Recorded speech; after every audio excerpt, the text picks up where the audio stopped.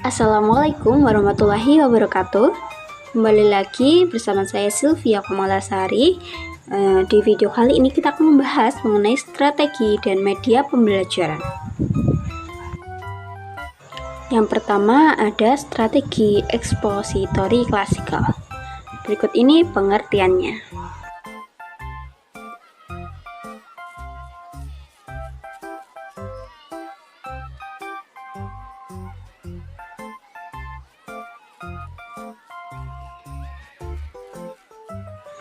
Berikut ini ada 4 karakteristik dari strategi ekspositori klasikal.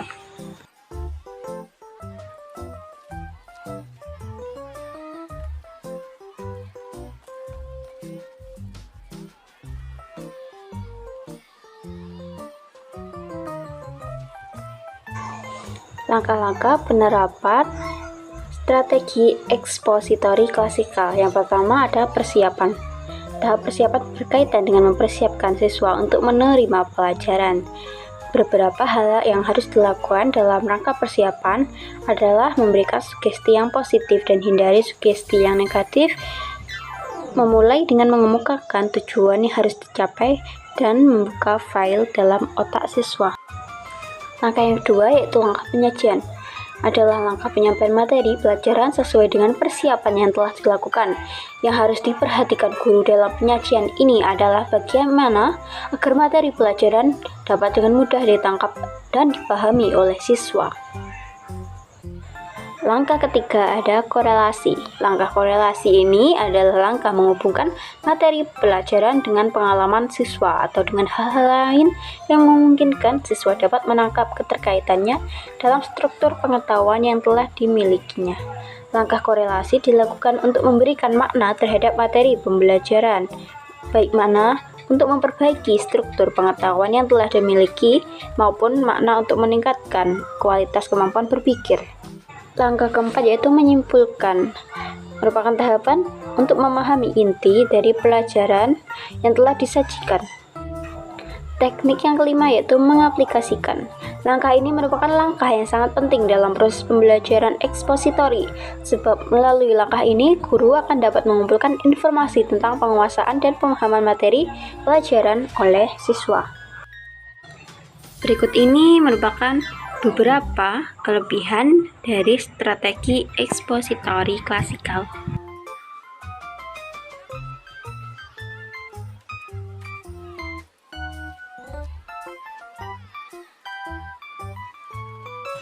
Meskipun mempunyai kelebihan, strategi ekspositori musikal ini juga memiliki kekurangan, yaitu antara lain sebagai berikut.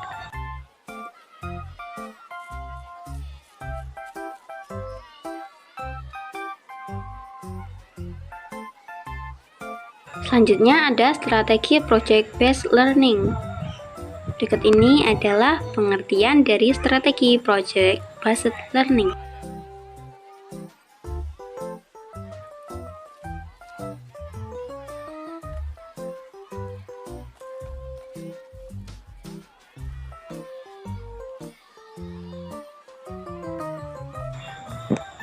Untuk strategi yang kedua ini terdapat 8 karakteristik. Bisa kita lihat dari gambar berikut.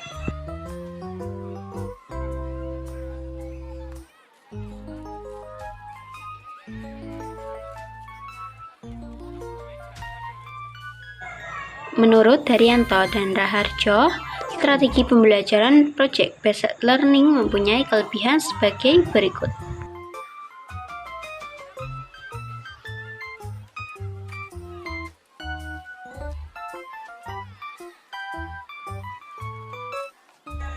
Sedangkan menurut Widyaswara, project based learning memiliki kelemahan sebagai berikut.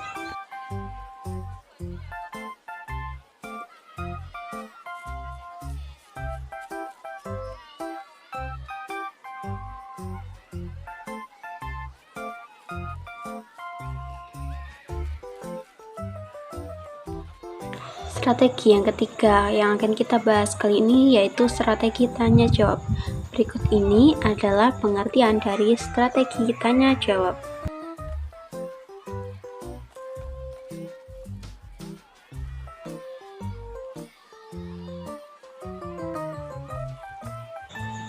Beberapa strategi tanya jawab yang umum digunakan antara lain yaitu pertama open-ended question, yaitu pertanyaan yang memerlukan jawaban panjang dan terbuka sehingga memungkinkan lawan bicara untuk memberikan informasi lebih banyak. Kedua, ada closed-ended question, yaitu pertanyaan yang memerlukan jawaban singkat dan tegas sehingga memungkinkan lawan bicara untuk memberikan informasi yang spesifik. Ketiga, ada probing question, yaitu pertanyaan yang digunakan untuk mendapatkan informasi lebih lanjut dari jawaban lawan bicara. Keempat, ada leading question, yaitu pertanyaan yang dirancang untuk membimbing lawan bicara ke arah jawaban tertentu. Yang kelima, ada rhetorical question, yaitu pertanyaan yang tidak memerlukan jawaban tetapi digunakan untuk memperkuat argumen atau menyampaikan pesan. Berikut ini adalah kelebihan dari strategi tanya jawab.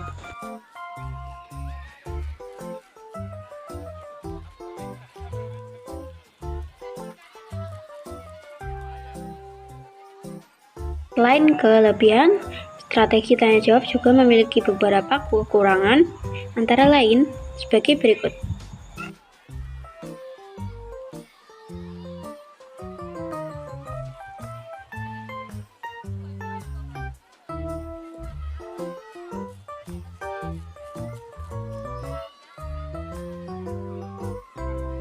Setelah selesai membahas mengenai strategi, selanjutnya kita akan membahas mengenai media. Media yang pertama yang kita akan bahas yaitu media visual. Pengertiannya sebagai berikut.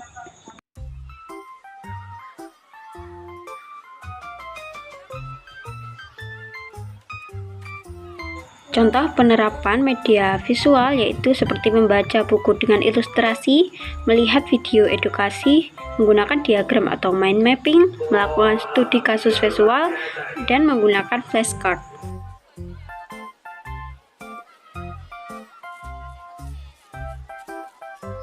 Berikut ini adalah kelebihan dan kekurangan dari media visual.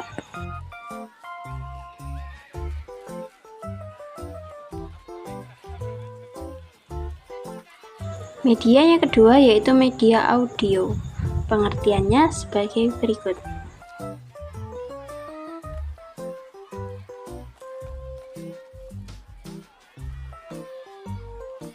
Contoh penerapan media audio yaitu rekaman pembelajaran, percakapan dan dialog, penggunaan musik, podcast, dan lain-lain. Berikut ini adalah kelebihan dari media audio.